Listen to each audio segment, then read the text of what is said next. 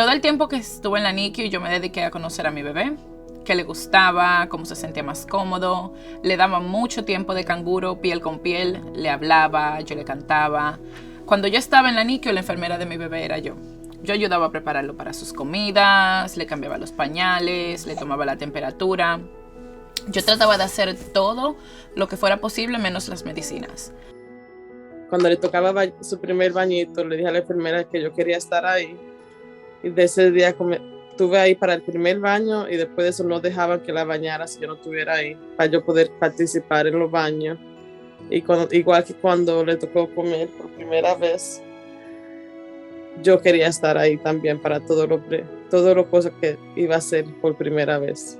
El baño, comida, todo. Los tipos de cosas que yo hacía para prepararme para la llegada de mi hija fue el higiene en mi casa. Primero, en el cuarto donde ella iba a estar. Segundo, en la cuna de ella. Es muy importante en la cuna. Para preparar la casa para la llegada de Matthew, yo conseguí el Moisés para que él durmiera seguro y me aseguré de tener todo lo que Matthew necesitaba. Su ropita, sus pañales, las toallitas, los biberones, la pompa de leche y el asiento del coche. Al mismo tiempo me trataba de preparar mentalmente para la idea de que Matthew estaría pronto en la casa. Los doctores y las enfermeras me enseñaron muchas cosas cuando estaba en el NICU. Una de las cosas que aprendí fue sobre el síndrome de muerte súbita. El síndrome de muerte súbita es una condición muy rara en la que el bebé muere en la cuna sin una razón obvia. Para mantener a su bebé seguro cuando duerme, coloque al bebé boca arriba para dormir la siesta y en la noche. Es también importante usar una superficie firme para dormir, evitar objetos suaves y ropa de cama suelta, porque estas cosas pueden sofocar al bebé. Y nunca dormir con el bebé. En lugar de compartir la cama con el bebé, comparta la habitación, por lo menos los primeros 6 meses de vida.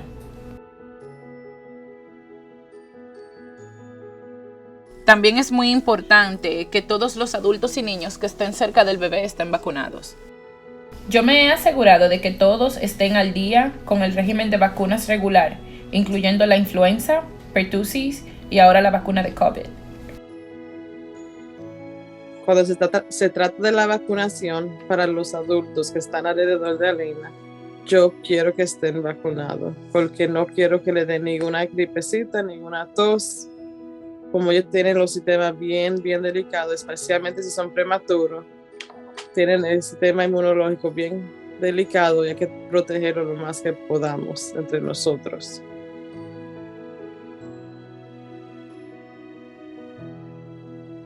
Es también importante elegir a un pediatra con el que uno se sienta cómoda.